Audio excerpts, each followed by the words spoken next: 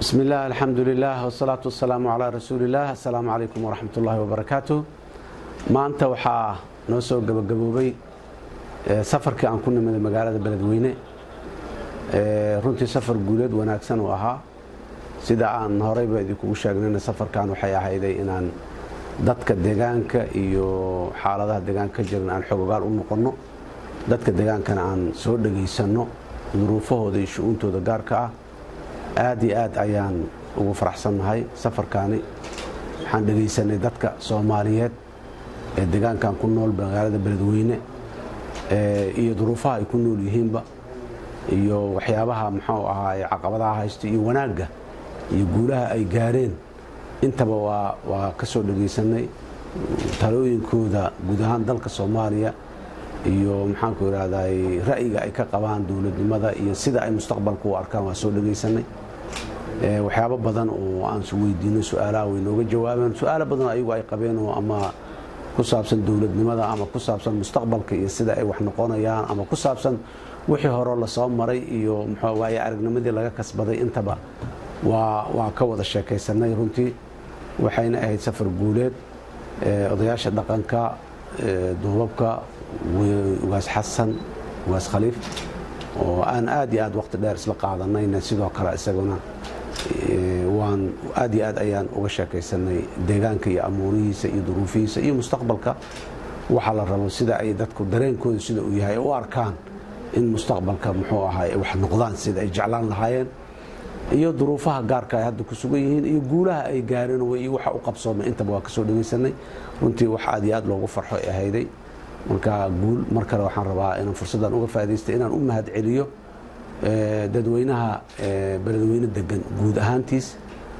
waxaan rabaa sidoo kale inaan u mahad celiyo odayaasha dhaqanka halkan igu soo dhaweeyay, ila kulmay, warbixinada ma siiyay, annagana dhageystay.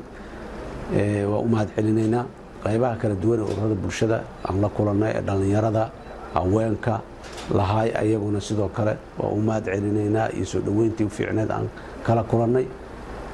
sidoo kale ugaas xasan oo aan gurigiisa ku booqday, asna igu soo booqday guriga aan deganaay martida aan ku ahaa, asna waa u mahad celinayaa. runtii aad iyo aad ayaa talooyinkiisa iyo waanooyinkiisa ay u ahaayeen kuwo waxtar ah, ra'yigiisana uu caddaa ku saabsan Soomaaliya iyo wanaagga deegaanka iyo dadka iyo dawladnimada intaba. markaa ugaaskana waa u mahad celinaynaa. guud ahaan reer Hiiraan oo dhan, guud ahaan dhammaantood intii markaa fursad aan u helno la kulannay iyo intaanan fursad isu helin oo kulminba intaba waa u mahad celinaynaa dhammaan.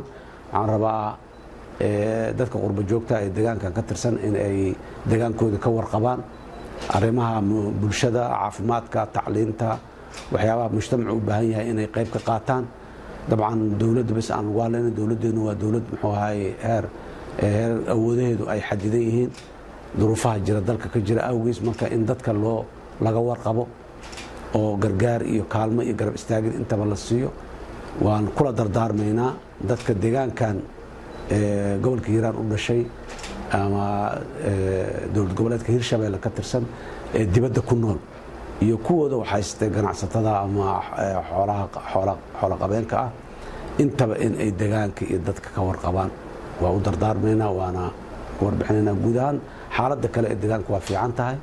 cadowgii nabadiidkan waa iska joogaa meel walba oo bartamaha koonfurta Soomaaliya dabcan ka tirsan, laakiin deegaankan aad iyo aad ayaa loo xakameeyey. magaalada Beledweyne magaalo aad iyo aad nabad u ah, degan, dhaqaalaheedu aad iyo aad u soo kabanayo, fiican, ganacsigu fiican yahay, dadku ay niyadooda iyo moraalkooda aad u fiican yihiin. waaye meeshaas inay ka sii wadaan oo ay horumarka sii xoojiyaan ayaan kula dardaaranay, kuna sii dardaarmaynaa. aad iyo aad ayaan markale ugu mahad celinaynaa.